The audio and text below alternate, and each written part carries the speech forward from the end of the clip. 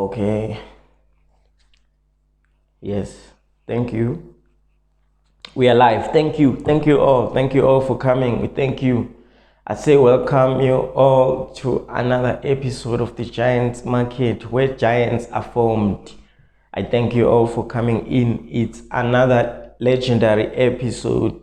Yes, we're here to change lives. We're here to make you see and understand things differently. So I say thank you. We thank you for the gift of life. You are all alive and you are alive. What a good, great time to be alive in 2023. I say thank you. So today we want to talk more about the things that have been happening. There are so many things that have been happening. It's the beginning of the year and things are already happening in this world. We are just entering the 3rd month of the year and time is flying. So already let's kickstart our day. So today I want to talk about the technical side of the markets because I want to start the episode like I usually start. I usually start by giving an understanding to make people understand about the forex markets. So, because we are here to enlighten each other about what really happens in the market. So, we talk about the technical sides of the markets, then we talk about the fundamental sides of the market. As you all know that the market is driven by two things, the technical and the fundamental side. So, firstly, we'll start by analyzing the technicals. So the technicals, it's actually what you see when anyone opens up the markets, whether you are doing the stock markets, whether you are doing forex trading. There's a graph that everyone sees. So in that graph, most of the times, it's the candlesticks. People like to use the candlesticks. And if you want to be giant in the forex market, you have to be familiarize yourself with the technicals, with the candlesticks. So what the language that is usually used is called the price action. So anyone has to be in a proper position to understand how the price is going. So it's called the price action. So right now I want to continue on discussing to you with the candlestick called the long black candlestick plus doji. So on the previous episode we talked about the long white candlestick plus doji. So I'm actually giving you the opposite of what I actually talked about on the previous episode. So you can go and check it out on the previous episode. So the long black candlestick plus doji, it's a candlestick of a black maribuzo plus a doji. So it's actually a mixture. That's what I'm actually saying. So this candlestick, it's a bearish candlestick. So what you have to know is that excuse me, it's a combination of two candlesticks. That's why we say it's a long black candlestick plus doji, which means the plus is an addition of a doji. So I've been giving you a clear understanding of what a doji is all about, and people should actually go and read more about the doji candlestick. But what I will actually do, I'll just jog your mind so that everyone who listens to this one will have an understanding of what a doji candlestick is. So it is made up of solid candlestick plus a doji. So the long black actually, so let me talk about this one which is called the long black candlestick. So it's a long black, like you know, the candlesticks are two, there are two types of candlesticks in terms of color. So it's either it's black or it's either it's white, but people will use any color that they want so that it can be two different. But I will only stick with the black and the white, where the black is it's going down, which means it's bearish, where white is going up, which means this one is bullish, so these are the bulls. So what you have to know is that when you see one of the candlestick, which means that sellers had yet taken over the market through the black candlestick, but because of the appearance of a doji, it means that there is a U-turn that is about to happen at that time, and buyers have entered the market. Because what you have to know about a doji is it's one of those neutral candlestick. So whenever you see a doji when the market is going down, know that the things have started to be neutral. The buyers have entered the market, because there is that when the price action is going down, whether let's say there are 3 candlesticks that are going down and they are strong, and you can tell that this market is now going down, and it's at the moment it will never turn around at any minute.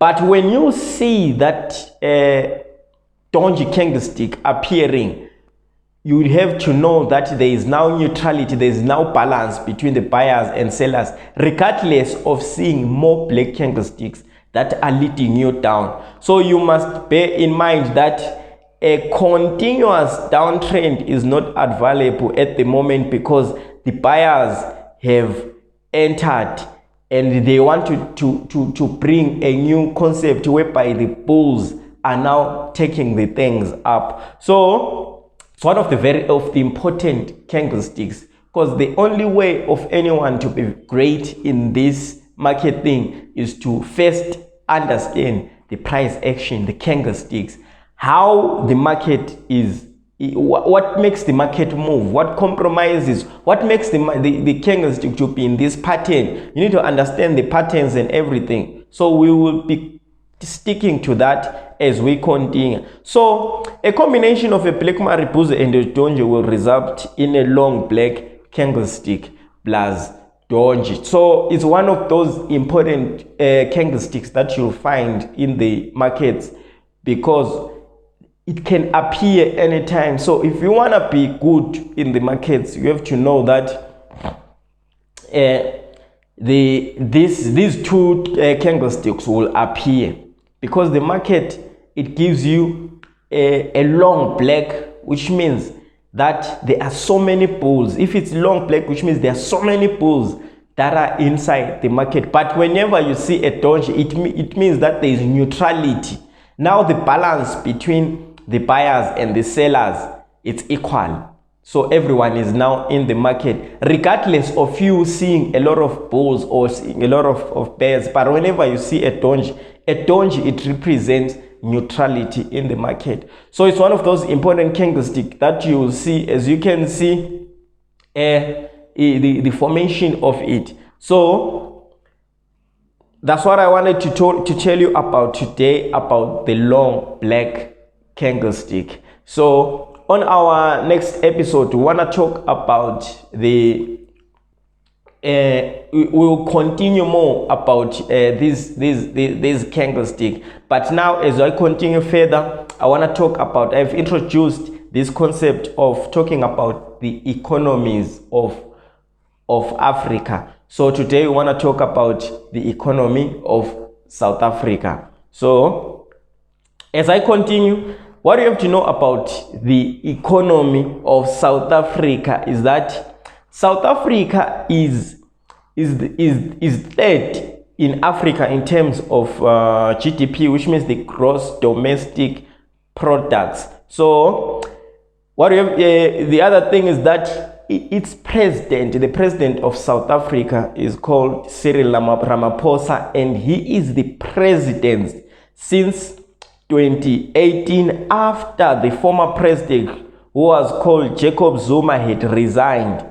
So, but he was elected in 2019 to be the president of the country when it was officiated, because the president was resigned. So, which means there was a gap which someone had to fill, and Jacob Zuma had to continue the term of the last year of Jacob Zuma. Then he was elected again. Then he entered to become the president of that country in 2019. So South Africa has 5 years. A term in South Africa, you have to stay inside the office for 5 years.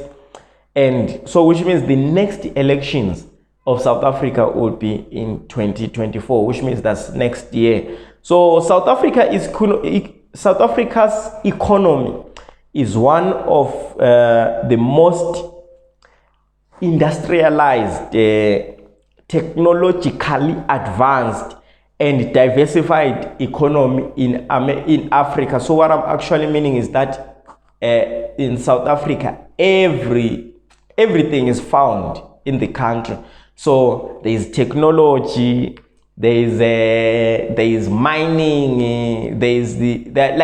it's one of those countries that a lot of people are rich inside the country. And so if a lot of people are rich, which means there is so many things that are happening that are making the country to be very good. Just like you compare it to Nigeria. Nigeria is one of those countries whereby they use oil as one of their core things that are found. But in South Africa, it's a different concept altogether. The nation is among the G20 countries, and it's the only African member in the group. So what I'm actually meaning about the G20 is the group of 20 countries where those developed countries, they go and do those meetings, like we always see it on TV or in news, that these people, they went to do those meetings. So South Africa has the privilege of being nominated because of the infrastructure that they have and the economy that they have. So the economy is expected to grow by 1.1% in 2023 and 1.6% in 2024 because of what had happened, because of the problems that the pandemic plays. So, but it is expected for growth, which is a good thing for any country. And for the people who live there, we also still need growth for the countries to grow and for the people to have a good life in those countries. So it is one of the best countries in Africa in terms of ease of doing business with don't forget, with the developed infrastructures and everything. So their terms and their policies, they allow anyone to come and do business. That's why a lot of people in the world, they go into it, like Dubai, like America. Those people, they give you fair terms in terms of business, which makes everything to be easy for anyone who is doing business in that country. And it is diversified. So it exports a lot of products, like the products like gold, like diamonds, like platinum, like electronics, like motor vehicles, agriculture, foodstuffs, ground and air military hardware, etc. There are a lot of things that South Africa do, and it is known for that because they supply, because it's diversified. Like they produce anything that is needed in this world. That's what makes their economy to be third in the world. And the currency that they use in that country, it's the rand. And it's one of the strong currencies even in Africa. People rely on it. So as I checked during this week, $1 is equivalent to 18 rand 14 cents. So which means it's not bad like any other countries, like any other African countries. It has a strong economy, but the rand has been falling for the past 4 years to 5 years, because it was once around 1:10, 1:12, but now it's around 1:18 because of the inflation that is happening, high interest rates that are being posed by the government so that they fix this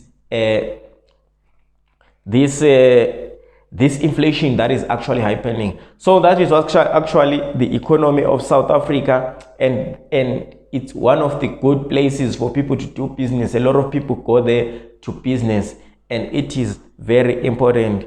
So I've just finished this one, so now we go into the next segment, which is the news.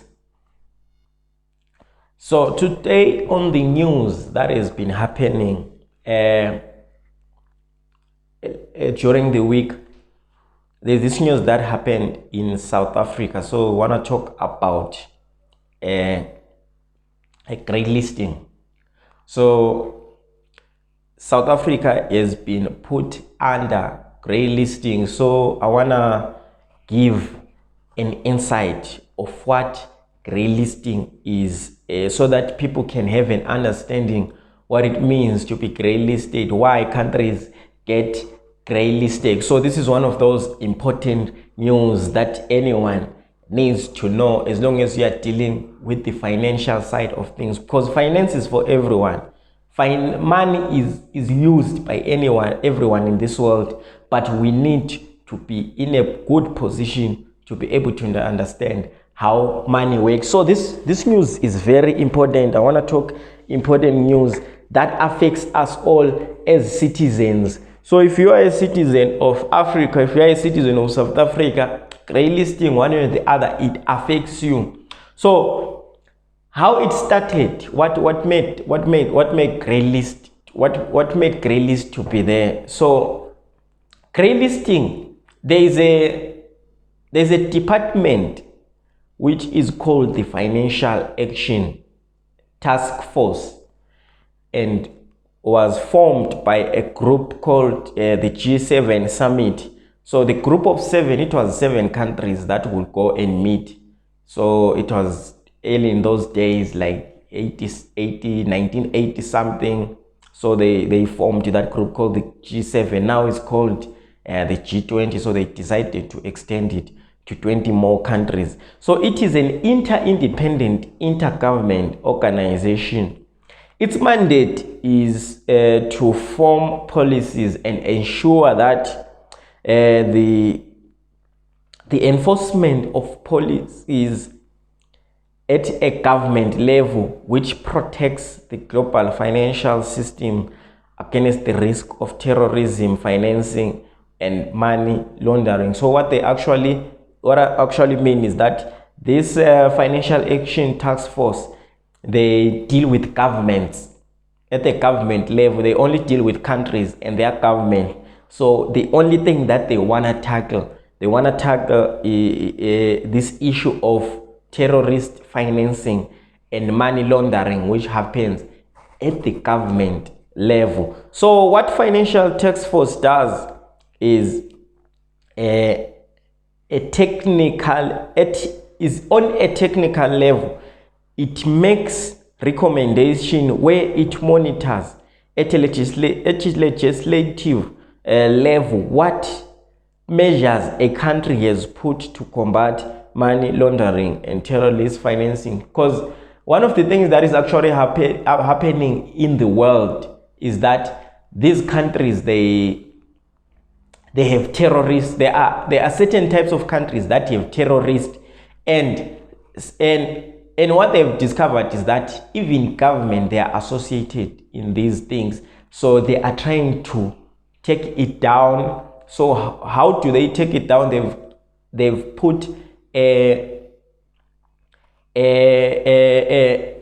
department which deals by surveying what this country is actually doing. So this department is called the Financial Action Task Force. So what the Financial Task Force said about South Africa after they went to South Africa last year, around August, September, and they to do their survey so that they could understand what the government is actually doing in terms of reducing, in terms of coming up with policies that reduce money laundering and terrorist financing. So it was found wanting, South Africa was found wanting In a number of legislative and regulative level, what measures has a country put to combat money laundering and terrorist financing?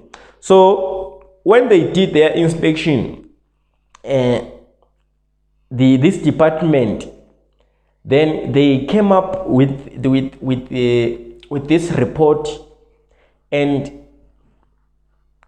when they discovered that it was time for South Africa to come up with these measures, and they don't have those measures, and that was the bigger threat that they found. And what you have to know, during those times when they were doing the inspection, there was a problem that was actually happening in the country, and that problem is called state capture. So you have a state capture is whereby a certain individuals are now taking over the government of that country. So it was the first problem that they found when they were arriving in that country. So they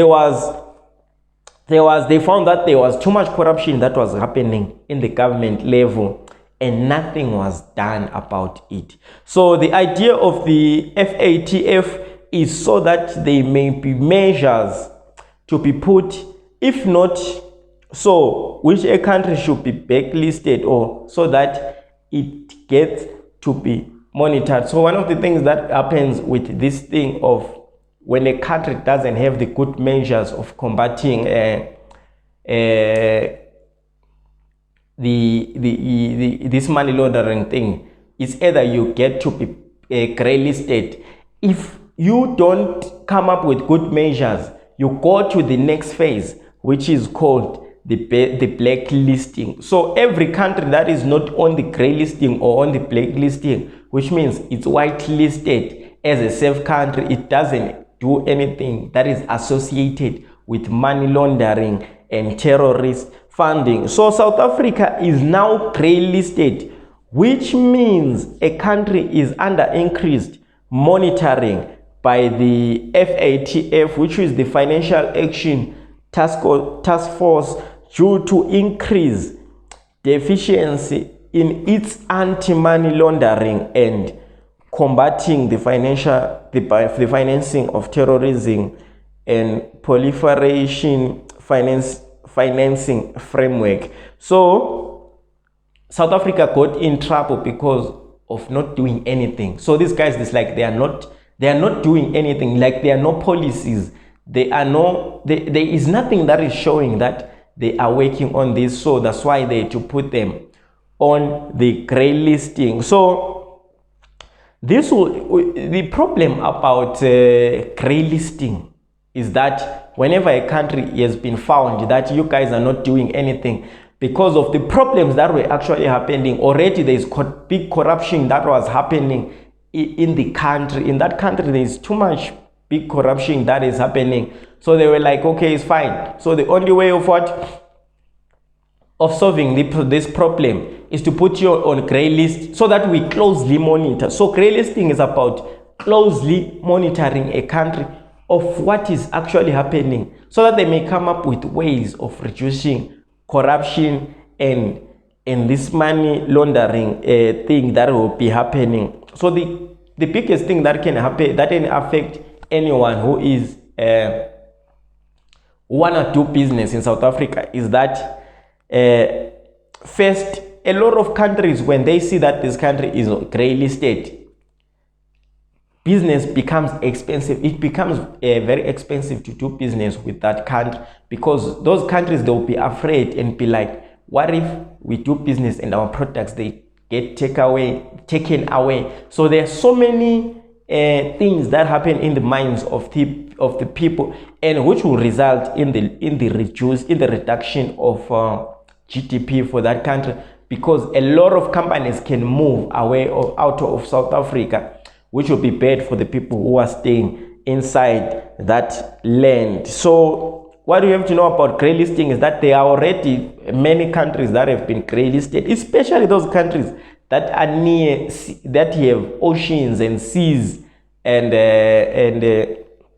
so they are found to be wanting in terms of money laundering and the financing of terrorists. So countries like Nigeria is part of the blacklist, greylisting. Mozambique is part of greylisting. DRC is part of greylisting. Senegal, Tanzania, Mali, Haiti, etc. There are so many countries that are part there, but there are only 3 countries that have been blacklisted, which is North Korea, Iran, and Myanmar. I don't know this country. I didn't know about it. I just discovered it right now. So these are the 3 countries that have been blacklisted. So to come up to the point of being blacklisted, which means you will not have complied with the rules of this Financial Action Task Force. So they will decide to blacklist you after they discovered. So it's an inspection that happens. So after they discover that these people, they are not putting measures, you get blacklisted. So right now South Africa has been greylisted, so they are being closely monitored. So they have to work hard in putting themselves back to being whitelisted for the business of the country, so that the country can have a good GDP and the economy can grow in the years to come. So that's it for the news that was happening, that happened, that was very important in the week that passed. So next we want to talk about what actually happened also is that there's this chat that we've been talking about. I've been talking about ChatGPT in the last episodes and the 2, because it's the thing that has been actually happening for so long. So what you have to know is that Zoom also wants to put a button of ChatGPT. So there will be a fight, because what we have to know about Zoom is that also everyone wants to, it's the new technology that is going to be happening. So I don't know how Zoom they are going to do it, but they want to include also a button that will be dealing with the ChatGPT, because this is the new technology and the people are going to pay for it and people are interested in it. But there is this hype that is actually happening with this thing of ChatGPT. So we don't know what will happen with it. So what we've discovered is that there will be a fight. I think also there will be a fight between Microsoft and Google over the AI dominance for the coming years. I think these are the 2 big companies that will want to lead, just like iPhone and Samsung. These are the 2, or iPhone and Huawei. So there are 2 or there are 3 companies in terms of phones that are fighting for dominance. So but it's going to be a splitted race, according to my thinking, of Microsoft and Google over who will be the greatest in terms of this AI dominance in the coming years. But obviously Google, they took it very far. They had to spend something like 10 billion in terms of developing this thing. So they trust it. They've put everything inside so that this ChatGPT is going to work for them. So even Microsoft, they are putting everything that they can to make it work for them. But ChatGPT, they will have created, it's like there are people who are going to create robots, which I heard a story of people creating a robot which is a lawyer. So there will be robots which are lawyers. So these robots, you tell them the problem, then they just document the solution of how, let's say you are going to be defended, so that you win the case. Because this ChatGPT thing, it's very quick. It's one of those quick things where it can write a song in less than 3 seconds. It can create a website in also less than 3 seconds. You just type everything inside, then it creates for you. It's one of those quick, fast things that anyone can get. So the world is going to be interesting in the from this chat GPT thing going forward, because it's like robots are coming, and there is this other story here of a melting robot which can melt itself. It can melt itself and enter into a certain place, then it can come to be solid again. So this chat GPT thing is going to be very big, and it's one of those big things that are going to take place in the world. So people need to be aware of it, but we also need to not invest more on it because of the hype. So there are certain products that can come with a certain noise, but they won't get into the market and give us that expected thing that people were like, but this thing is going to do like this, so no, I think we should wait on it. We should just see what it's going to do, then we'll understand it more, because the more they develop it, I think the more it becomes even more important. Because even China, Baidu, they are also doing it. Like I told on the last episode, China, they are also doing it. Because China is now based more on this technology of putting a lot of cameras in terms, so that they can analyze how people think, how everything is done, because that's how ChatGPT is associated with. So yeah, these are the biggest news that are actually happening. So on the other news, so yeah, we have been tracing how the markets have been going in the past, in the beginning of the year, going forward. So I've been just writing down what the markets what they are actually doing, because when you write things down, that's why you see that whether this market, is it ranging, is it going up, is it going down for the past 3 months. So what we have discovered for the past 3 months is that the market has been ranging. It hasn't been it has just been accumulating like rain, like a range is going like this. Because what I discovered with Nasdaq on Friday, the 3rd of March, Nasdaq opened at 12,109 and it closed at 12,290, and this is what it has been doing from towards the end of January until now. It just has been at 12,000 something, 12,100, 12,200, 12,300, 11,000, 12,000. It has been doing this. So the market is not giving us that platform of trading it as if it's going up. No, it's just on a range. It's just accumulating somewhere.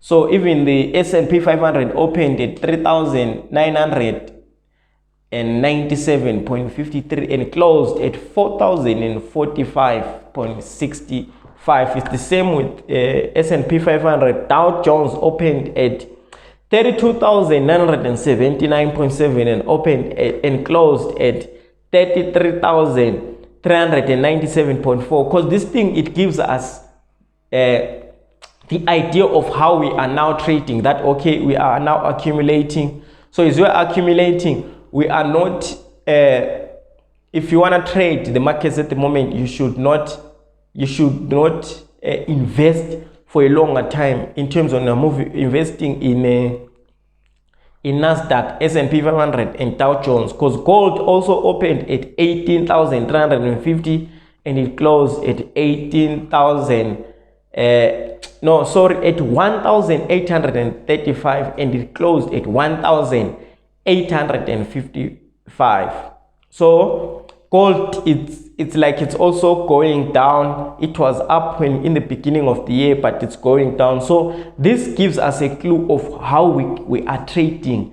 So, and it's important for anyone who wants to trade to write this thing down, so that you trace how the market is doing and you know how you are able to invest. So on the other news is that Nigeria went on elections last week and Bola Tinubu was elected, and he is now the president of Nigeria. They went on the polls on the weekend, and the president was elected during the week. So he's now the president. We congratulate the winner for winning, but there are so many questions and answers that have not been done, but we'll see as time goes by. So he is now the president of the country. So yeah, we move now to our next episode of learning the dialect.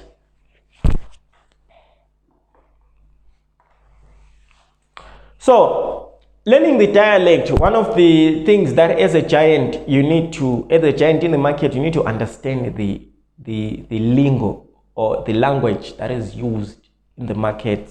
So it's very important. So today I want to talk about dividends. So when companies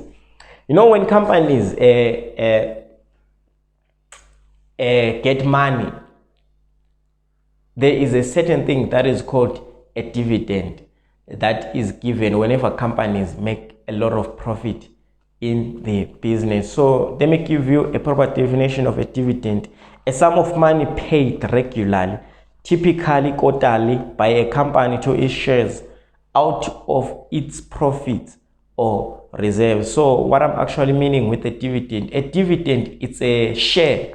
When a company make a profit, they give you a share as a shareholder because you're a shareholder. So they also give you back, they pay you because the company has made money. So it's just a mini share that they give to every shareholder as a sign of saying thank you guys for investing in our company. It happens quarterly. It can happen quarterly, but it depends with how the companies they drafted their businesses. So it can be quarterly, it can be done in so many different ways. Other companies don't even give out dividends because they'll be like, it's wasting money. So they use those dividends in financing other things and other things. But it's important for a company to give dividends. So when you are investing, you need to first check whether this company, does it give out dividends? Is dividends part of their company or what is actually happening? So that's it from learning the dialect for today. So on our motivation of the week, so you have to be motivated to understand these things because we want to be successful, we want to change our mind and our thinking so that we can understand how money functions. So motivation is very important. So the motivation of the day is that to be successful, one has to be of the 3 P's: the queen bee, the has king bee, or the bee that doesn't fit in. That Susie Kasem says you have to be part of the 3 P's. A bee is one of the most important thing in the world because we need honey, and that honey comes from the bee. So without a bee, you can't have honey. So we can't kill all the bees in this world. We need them so that they produce honey, and honey is very sweet. It's important for our health. It's very important because it's sweet. It gives us that sweet thing that we need every day. So Susie Kazim said you need to be part of the 3 P's in life. One, you have to be the queen bee. So the important thing about bees is that there is the queen. The queen is one who's very important. He's regarded more than the king. So you have to be the queen bee. You have to be the hardest working bee, or the bee that doesn't fit in. And for you to be able to understand the markets and everything, the important one that you have to be is to be that bee that doesn't fit in the environment. You have to close yourself and try to understand the markets, how the markets work, why are the technical analysis like this, why are the fundamentals like this, why is everything like this. So in that way, that's how you don't get to be fitting into the community. You take yourself out of the economic and give yourself 6 months, 1 year 3 months to understanding markets, and one way or the other you'll get to know and have an idea of how the markets work. So that's it for the motivation of it and of the week, and that's it for the giant markets. We thank you all for tuning in. Please subscribe, like, and comment and share the video so that people can know it. And I thank you for coming this far. Enjoy your day. Thank you. Peace.